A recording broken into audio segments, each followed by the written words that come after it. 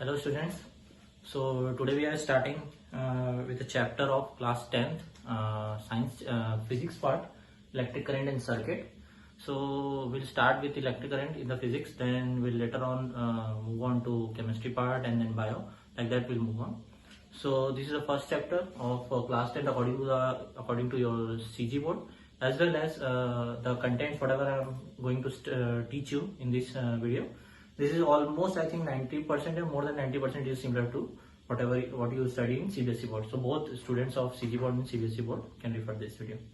So without wasting much time, let us start. So electric current and circuit. Okay. So whenever you heard this word, the first terms comes in your mind is electricity. Okay. So what is electricity? I think सबने सुना है word, but कभी सोचा नहीं होगा, realise नहीं कभी electricity को भी डिफाइन करना पड़ सकता है. So इलेक्ट्रिसिटी क्या होता है? तो इलेक्ट्रिसिटी नथिंग बट बेटा योर स्टडी ऑफ चार्जेस. ये चार्जेस क्या होता है ये हम देखेंगे आगे. But meanwhile just remember what is electricity, the study of charges. Okay. So charges can be either at rest, charges can be either at rest और इन मोशन. चार्जेस आपके कैसे हो सकते हैं? दो टाइप के हो सकते हैं, या तो रेस्ट में होंगे या तो मोशन पे होंगे. So when will study of charge at rest, that particular field is known as what? Your static electricity. And when the charge comes in motion, study of charge in motion, ये क्या हो जाएगा आपका? Current electricity, या simply you can say electric current. This is only your electric current. So in 10th class, you have to study about the study of charge in motion. You don't have to study about the electric charge at rest or charge at rest. This you will study in higher classes. आपको 10th में सिर्फ इतना ही पढ़ना है कि current जब charge motion में आते हैं तो क्या होता है. क्लियर है? इसका एक एग्जांपल देख सकते हैं. Study static electricity. You have observed many times when you are sitting in a plastic chair and you stand up or somebody touches you, you get a little shock type thing. Even when you take a comb and rub on your hair and place it near your hands hair or a piece of paper, what you'll find that the comb attracts the piece of paper or either your hair. What happens actually when you start rubbing your hair, the negative charge get develops at the end of the comb and the positive charge develops on your body, this hair or in the piece of paper. So negative and opposite charge, what they do, they attract each other. So for meantime or for such time, the comb attracts the piece of paper. Okay. So that is for a static period of, means that is for few period of time, means very less period of time. Okay. ऐसा नहीं है कि आपने com को रब किया और आपने उसको परमानेंट इलेक्ट्रिक करंट बना दिया या जो भी है. सो वो थोड़ी देर के लिए रहता है. एक्चुअली वो this phenomena is known as due to the induction process. Induction की वजह से होता है. अभी इंडक्शन क्या है आप लोग उतना अभी नहीं जानना है, आप हायर क्लास में देखेंगे. इंडक्शन एक्चुअली एक थोड़ा फिर भी आप लोग एक आइडिया दे देता हूँ. आपको जैसे कोई पार्टिकल को इलेक्ट्रिकली चार्ज करना है, इलेक्ट्रिकली मतलब नेगेटिवली चार्ज करना है, तो क्या करो, एक मेटल ले आओ जो मान के चलो ये आपका इलेक्ट्रिकली आपका नेगेटिवली चार्ज पार्ट है, पूरा नेगेटिवली चार्ज है ये. यहाँ पे एक और मेटल ले आओ. अब इसमें क्या होंगे? Plus minus. Conducting plate means conducting plate होंगे तो इसमें क्या होंगे? प्लस माइनस दोनों चार्ज होंगे. आपने क्या किया यहाँ पे, इसके पास लेके आया एक नेगेटिवली चार्ज पार्टिकल, यहाँ पे एक न्यूट्रल प्लेट ले आओ. ठीक है, न्यूट्रल प्लेट तो क्या करेगा बेटा? लाइक चार्ज क्या करते हैं?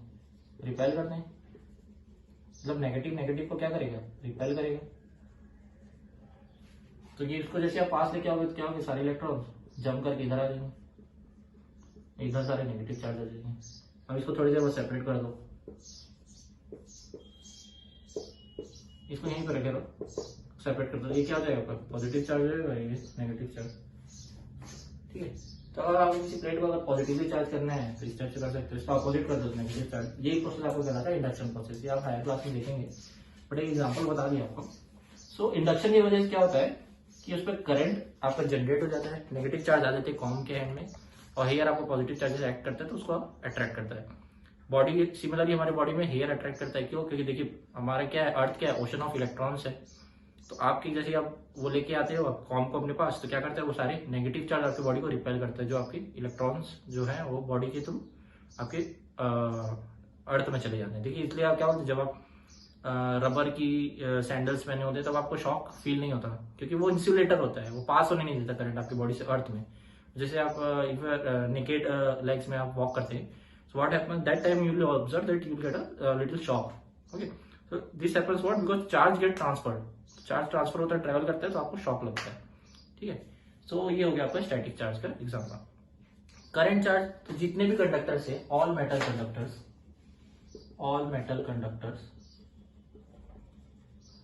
आर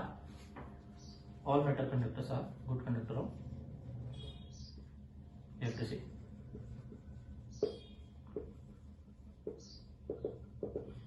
कंडक्टर क्या होते हैं, तो conductors are those substances which allows the flow of charge to pass through them।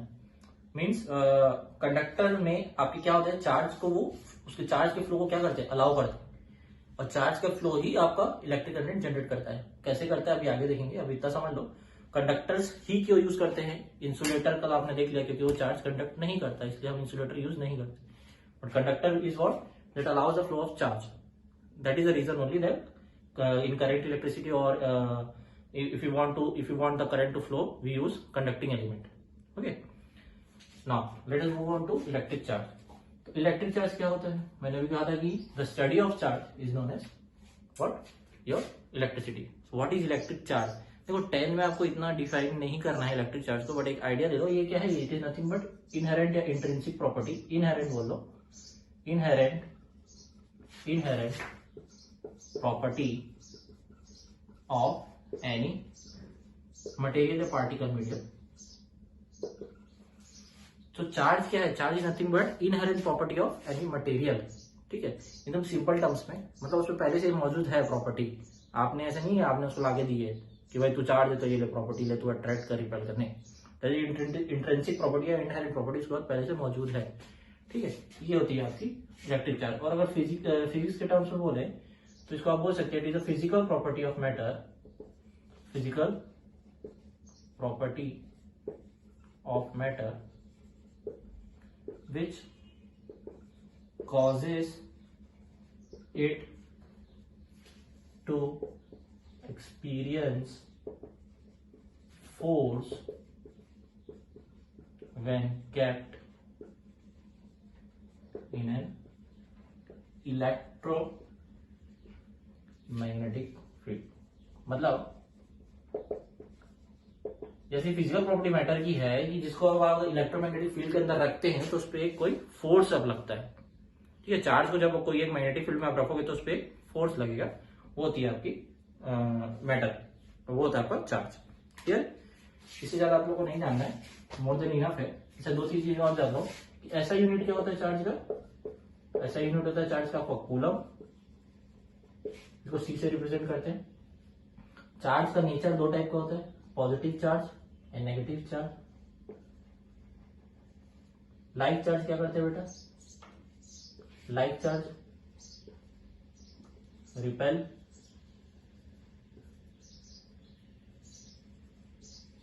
And unlike charge क्या करते हैं आपके अट्रैक्ट। क्लियर,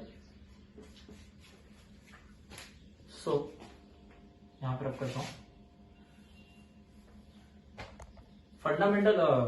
फंडामेंटल अगर बोलूं तो smallest possible value of charge की क्या होगी, तो आप क्या बोल सकते हैं, the smallest possible value of charge is nothing but the charge on one electron. One electron के ऊपर जो भी चार्ज है वही आपका क्या smallest possible value of charge है।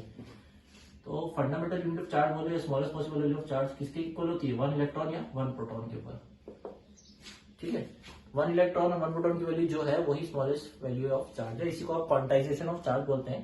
क्वांटाइजेशन ऑफ चार्ज क्या होती है, इंटीग्रल मल्टीपल में होती है, मतलब ऐसा नहीं कि ये वन इलेक्ट्रॉन की वैल्यू क्या होती है, पहले ये तो देख लो 10⁻19 कूलम। ठीक है, तो इसका मतलब ये नहीं है कि वन इलेक्ट्रॉन मीन्स जो ये हमेशा इंटीग्रल फॉर्म में होगा बेटा, इंटीजर के फॉर्म में, ऐसा नहीं कि 1/2 इलेक्ट्रॉन या 2/3 इलेक्ट्रॉन। ये होता है क्वार्क बोलते हैं इसको आप भी नहीं देखना, आपको बाद में पढ़ेंगे। तो जो स्मॉलेस्ट पॉसिबल वैल्यू वो किसके इक्वल होती है, जो वन इलेक्ट्रॉन की या वन प्रोटॉन की वैल्यू है, वही वन चार्ज की आपकी वैल्यू होती है। इसकी वैल्यू आपकी 1.6 × 10⁻⁻19 कूलम। ठीक है, पॉज करके इसको जल्दी से नोट डाउन कर लेंगे। चलिए moving on, now will see, हमने तो बोल दिया कि metal is a good conductor. ठीक है, आपको जो 10th में है कंडक्टर्स तो बहुत होते हैं, बट आपको जो क्लास 10 में आपको पढ़ना है वो मोस्टली आपको मेटल कंडक्टर के ऊपर पढ़ाई करनी है। ठीक है, नॉन मेटल्स होते हैं कंडक्टर, पर कैसे होते हैं? पुअर कंडक्टर होते हैं, इंसुलेटर होते हैं आपके, bad conductors. Okay, so we are saying the metals are good conductor होते हैं electricity. Why? Because they allow the flow of charges. So it means कि नॉन मेटल नहीं करते या उनके पास चार्जेस अवेलेबल नहीं होते हैं। क्या रीजन है कि वो फ्लो ऑफ चार्ज अलाउ नहीं करते हैं, चार्जेस का फ्लो, या उनके पास चार्ज ही अवेलेबल नहीं होता फ्लो करने के लिए? क्या रीजन है? सो सिंपल से एक केमिस्ट्री के फॉर्म में देखते हैं इसको। एटॉमिक स्ट्रक्चर आपने पढ़ा हुआ है सबने। सो देखिए मेटल्स आपको, जैसे मेटल के एग्जांपल क्या हो जाएंगे बेटा आपके? आयरन, ठीक है, कॉपर, ये सब हो गया आपके क्या मेटल हो गया। गोल्ड, फिर यहाँ पे आपके नॉन मेटल्स में आ जाते हैं जितने भी आपके कार्बन, सल्फर, ऑक्सीजन, ये सारे आपके नॉन मेटल्स हो गए। सो मेटल्स में ऐसी क्या प्रॉपर्टी होती है कि वो जो उसमें नहीं है, नॉन मेटल्स में नहीं? ठीक है, क्यों भाई?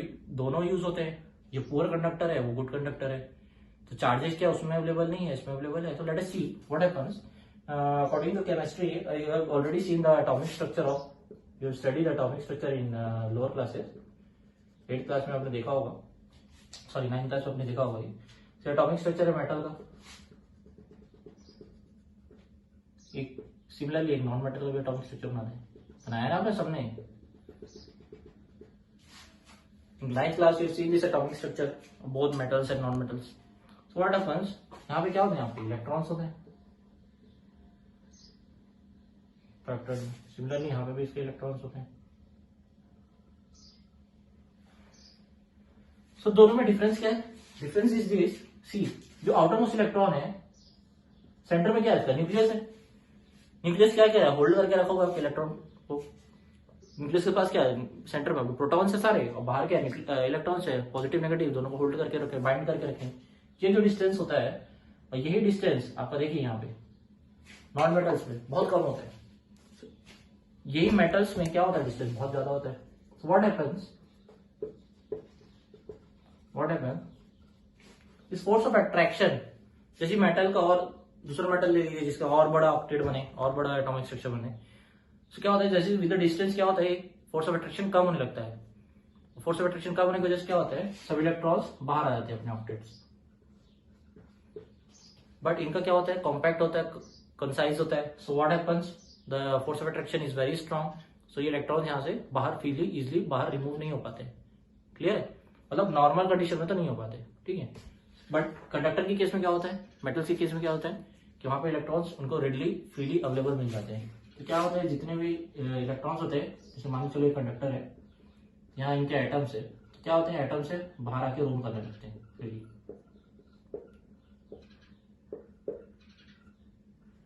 So in this way the metal conductors what? The conductors get free charge electrons, the free charge carriers, and with the help of this charge carrier the current is flown in the conductor. Current कैसे flow होता है वो देखते हैं। What happens? यहाँ पे क्या कर लो आप? बैटरी कनेक्ट कर दो। तो बैटरी जैसे आप कनेक्ट करते हो क्या होता है? नेगेटिव, मान लीजिए नेगेटिव साइड है, या आपको पॉजिटिव साइड है। ये पॉजिटिव बैटरी क्या करेगा? यहाँ तक पॉजिटिव रहेगा, बीच में कोई रिस्ट्रिक्शन ऑब्स्ट्रक्शन नहीं है। ये नेगेटिव नेगेटिव नेगेटिव, यहाँ पे नेगेटिव ही रहेगा। What happens? देखो अभी इलेक्ट्रॉन्स है तो यहाँ पे दैट टॉक्टन्स are available, but they are roaming freely everywhere, they are not aligned in particular direction. तो भाई इनको बोलेंगे कि चलो भाई तुम लोग काम करो, घूम का रहे हो। ठीक है, तो कैसे काम करेंगे उनको? तो भाई किसी को भी काम कराना तो मार देना पड़ता है आपको। जैसे आप ही लोग को देख लो, पढ़ने के लिए 10 बार पेरेंट्स आप लोग को मारेंगे, पढ़ो बेटा, तब आप लोग पढ़ते हैं। सिमिलरली क्या है कि अब इलेक्ट्रॉन्स को भी काम कराना है तो उस पर आपको कुछ वर्क करना पड़ेगा। ये वर्क कौन करेगा? बैटरी करेगा। तो बैटरी को जैसे आप कनेक्ट करते हो, नेगेटिव टर्मिनल क्या करता है? नेगेटिव को रिपेल करता है। इलेक्ट्रॉन को बोलता है भाई सीधे लाइन में जम जाए, इलेक्ट्रॉन सारे अलाइन हो जाने एक डायरेक्शन में। ठीक है, अलाइन हो जाता है इस डायरेक्शन में। अब करंट क्या होता है? जैसे ये अलाइन होता है करंट फ्लो में चालू हो जाता है। देखो डायरेक्शन ऑफ करंट हमेशा अपोजिट होता है direction of flow of electron के, ठीक है, ये तो दिमाग में बैठा लो। तो करंट का डायरेक्शन है वो आपके इलेक्ट्रॉन या चार्ज के डायरेक्शन के अपोजिट ही होगा, क्लियर है।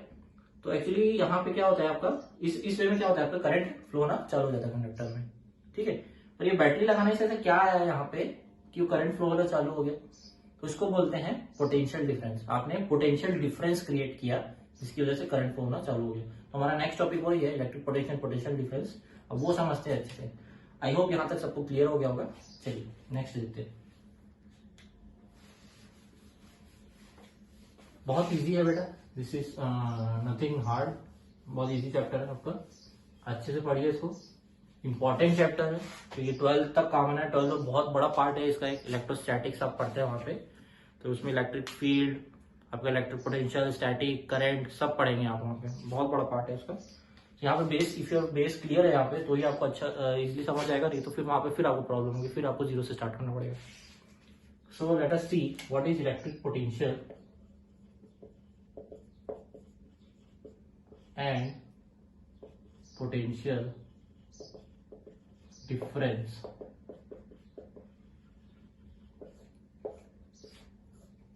एक रियल लाइफ एग्जांपल समझते हैं। सी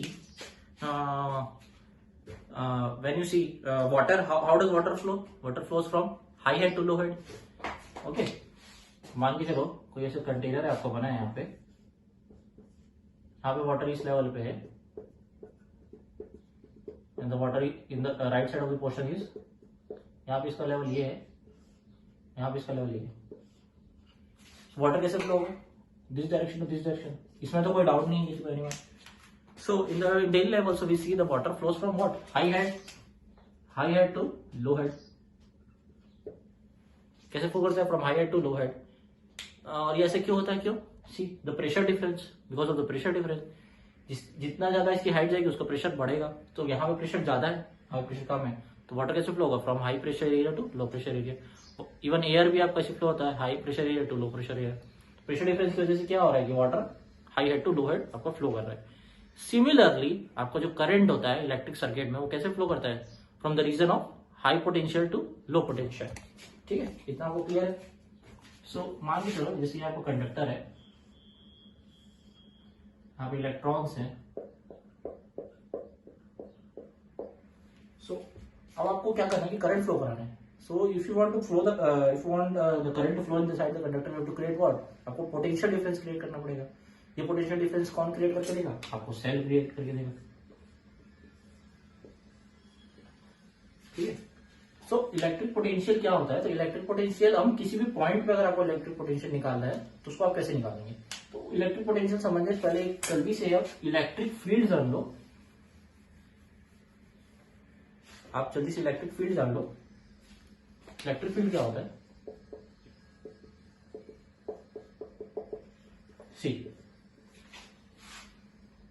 व्हेनेवर चार्ज इज केप्ट, मान के चलो कोई चार्ज है क्यू, उसको ऊपर रखा, सो उसके एरिया, उसके रीजन में, उसके सराउंडिंग एरियाज में क्या होगा, एक तरह का electric charge, electric field create हो जाएगा, क्लियर है। वो इलेक्ट्रिक फील्ड कैसे क्रिएट हो, कैसे पता चलेगा इलेक्ट्रिक फील्ड क्रिएट हो रहा है, जैसे कोई चार्ज रखा हुआ है यहाँ पे क्यू, यहाँ पे कोई दूसरा चार्ज आप आके रखो, मान लीजिए कैपिटल क्यू ले लो उसको, स्मॉल क्यू आप यहाँ पे लाओ उसके पास, तो क्या होगा, इस पे एक फोर्स लगेगा।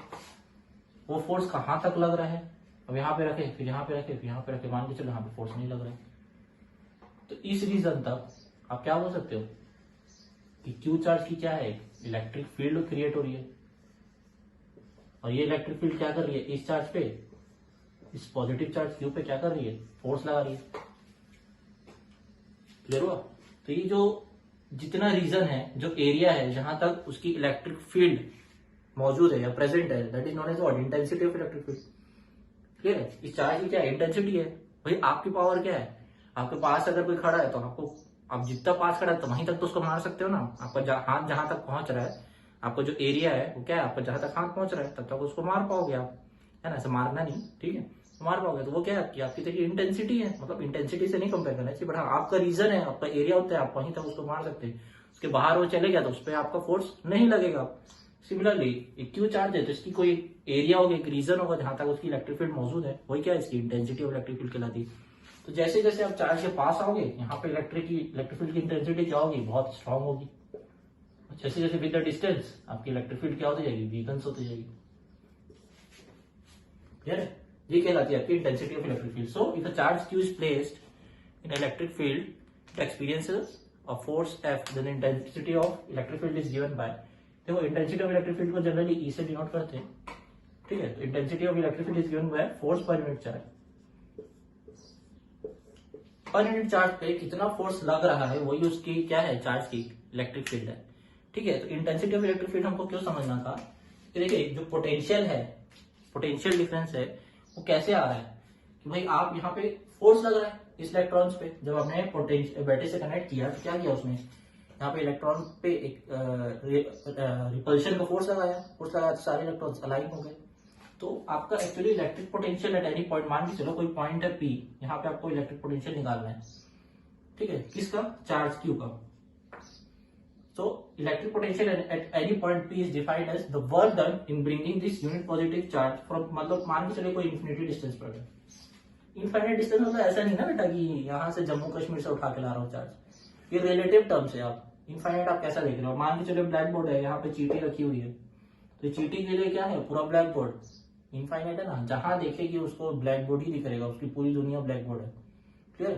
तो रिलेटिवली आप देख रहे हो कि कहाँ पे है, तो इस मान के चलो जो इस पॉइंट पे आपको अगर आपको इलेक्ट्रिक पोटेंशियल निकालना है तो आप कैसे बोल सकते हो, कितना वर्क आपको करना पड़ा इस यूनिट पॉजिटिव चार्ज को इनफाइनाइट पॉइंट से उठा के इस पॉइंट में लाने में, वही क्या है इसका इलेक्ट्रिक पोटेंशियल है, ठीक है। So electric potential at any point P is defined as the work done in bringing unit positive charge from infinity to that point, ठीक है। और इलेक्ट्रिक पोटेंशियल आपको किससे डिनोट करते हैं, V से। Clear? Electric potential at any point P क्या हो जाएगा आपका, V equals to work done, obviously external work होगा, अपने आप तो नहीं आ रहा है, करना पड़ रहा है वर्क, ठीक है। Work done bringing unit positive charge from infinite to that point, ये क्या होता है आपका electric potential at any given point. समझिए दोनों का मतलब, ठीक है। यहाँ पे क्या कर रहे हो आप, एक चार्ज को उठा के ला रहे हो पर्टिकुलर एक पॉइंट पे, इनफाइनाइट से उठा के ला रहे हो पर्टिकुलर पॉइंट पे, तो वो उस पॉइंट पे क्या इलेक्ट्रिक पोटेंशियल है वो ये बताता है। सिमिलरली अगर आप when you are moving the charge between two points, between two given points, okay, the work done in moving the unit positive charge between two given points, वो क्या हो जाएगा आपका पोटेंशियल डिफरेंस। पोटेंशियल डिफरेंस को क्या बोलोगे, यही होगा आपका work done in bringing unit positive charge between two points. ये इलेक्ट्रिक पोटेंशियल है एनी पॉइंट, ये हो गया आपका पोटेंशियल डिफरेंस। तो जब इन दो पॉइंट के बीच आप क्या कर रहे हो, आप चार्ज को मूव करा रहे हैं, इस पर्टिकुलर दो पॉइंट के बीच क्या कर रहे हो आप, चार्ज को मूव करा रहे हो। तो चार्ज को मूव करा रहे हो तो किसके कारण मूव हो रहा है, जो इलेक्ट्रिक पोटेंशियल डिफरेंस आपने प्रोवाइड किया बैटरी के साथ, ठीक है। सो ठीक है, इसको रख करता हूं, तो यही हो गया आपका पोटेंशियल डिफरेंस का definition. Work done in bringing unit positive charge from infinity to that point, या work done in bringing unit positive charge between two points, ये हो जाता है आपका पोटेंशियल डिफरेंस। सो इसको कैलकुलेट कैसे करते हैं, अगर आपको पोटेंशियल डिफरेंस कैलकुलेट करना है किसी भी दो पॉइंट के बीच, तो उसके पैरेलल में आप वोल्ट मीटर लगा दीजिए। Voltmeter is a device to calculate potential difference, calculate potential difference. Clear हुआ? आई होप यहां तक आप लोग क्लियर हो गया होगा। आगे मूव ऑन करते हैं, अब देखते हैं इसका बहुत इंपॉर्टेंट एक टॉपिक जो कि है ओम्स लॉ।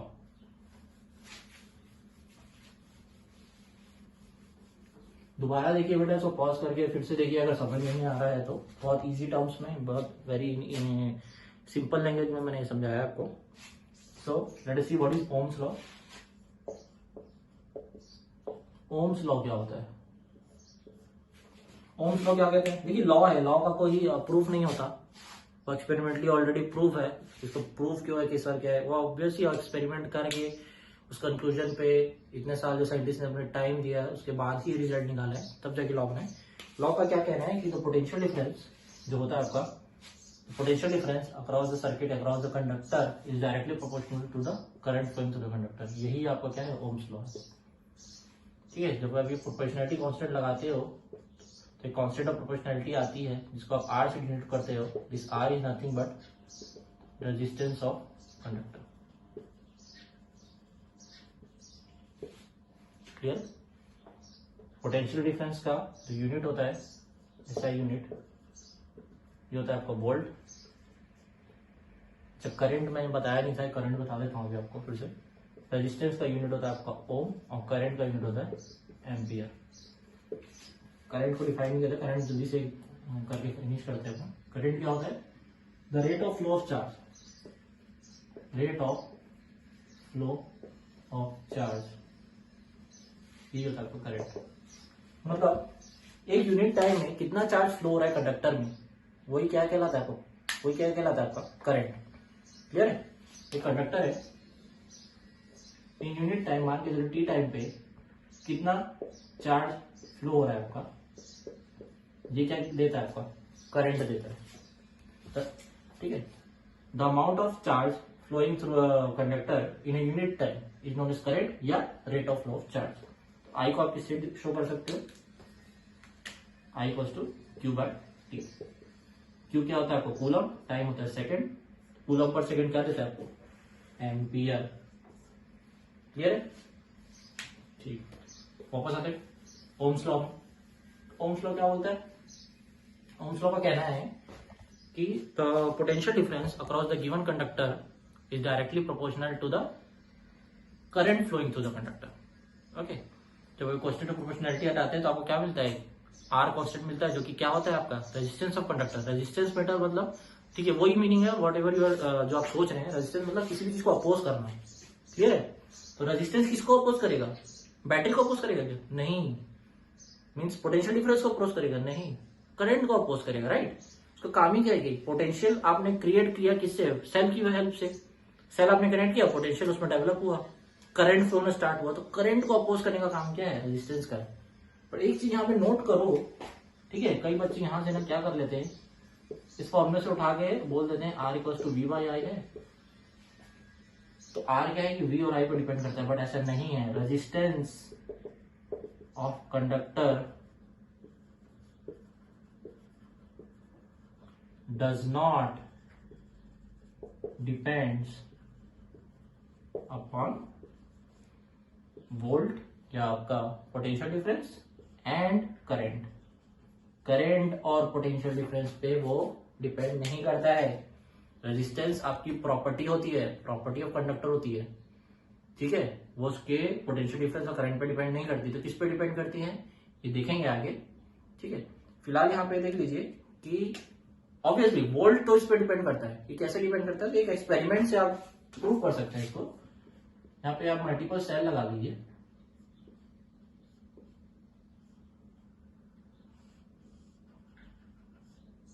इसके क्रॉस आपको कैलकुलेट करना है. यहाँ पे इसके क्रॉस अब वोल्ट मीटर लगा लो.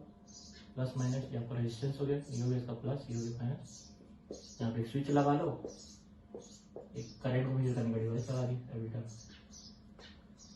तो व्हाट हैपेंस, जब ओम्स लॉ ने एक्सपेरिमेंट किया था ये, तो क्या किया उसने? पहले उसने V1 से कनेक्ट किया.